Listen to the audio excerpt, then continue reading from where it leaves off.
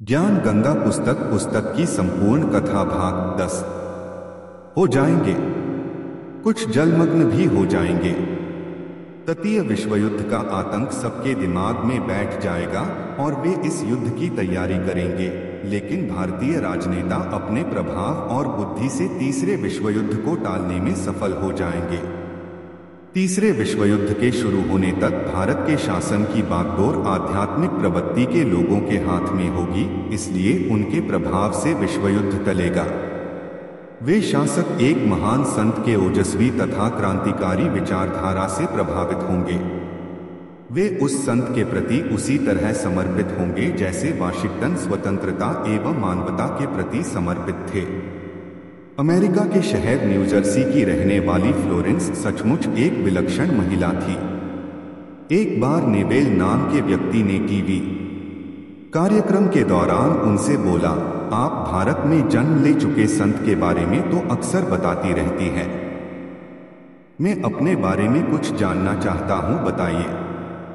Florence ने उसके दाहिने हाथ को थाम लिया और बोली, आप बहुत जल्द किसी दूसरे राज्य से प्रसारण करेंगे। नेबेल एक प्रसारण सेवा के कर्मचारी थे।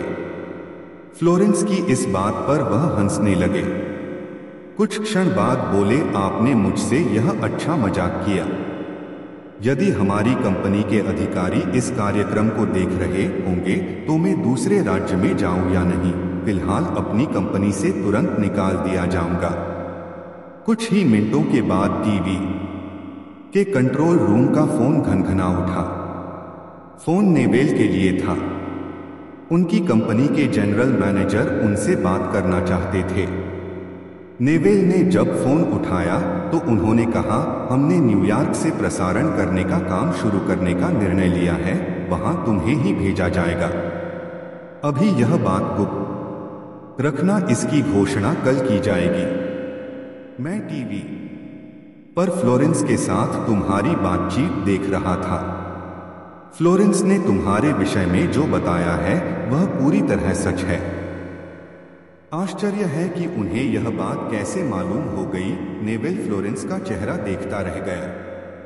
कुछ पत्रकारों ने उनसे एक बार पूछा था कि वह भविष्य को कैसे देख लेती है तथा गायब व्यक्ति या वस्तुओं का पता कैसे लगा लेती हैं, तो फ्लोरेंस ने बताया, मुझे स्वयं नहीं मालूम कि ऐसा कैसे संभव हो जाता है।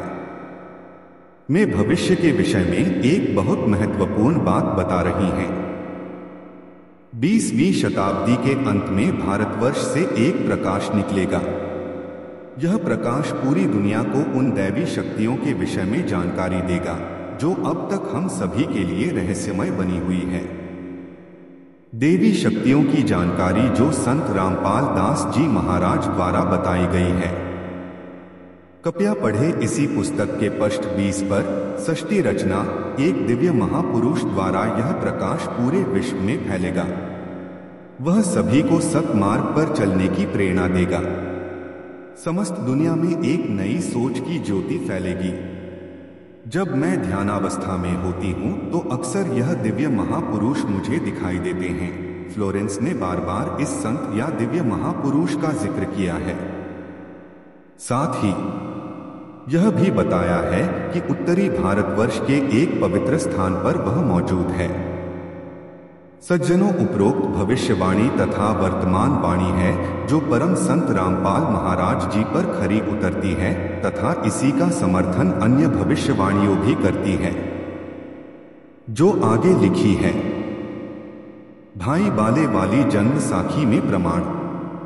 एक महापुरुष के विषय में भाई बाले वाली जन्म साखी में प्रहलाद भक्त की भविष्यवाणी। भाई बाले वाली जन्म साखी में लिखा गया विवरण स्पष्ट करता है कि संत रामपाल दास जी महाराज ही वह अवतार है जिन्हें परमेश्वर कबीर जी तथा संत नानक जी के पश्चात पंजाब की धरती पर अवतरित होना था।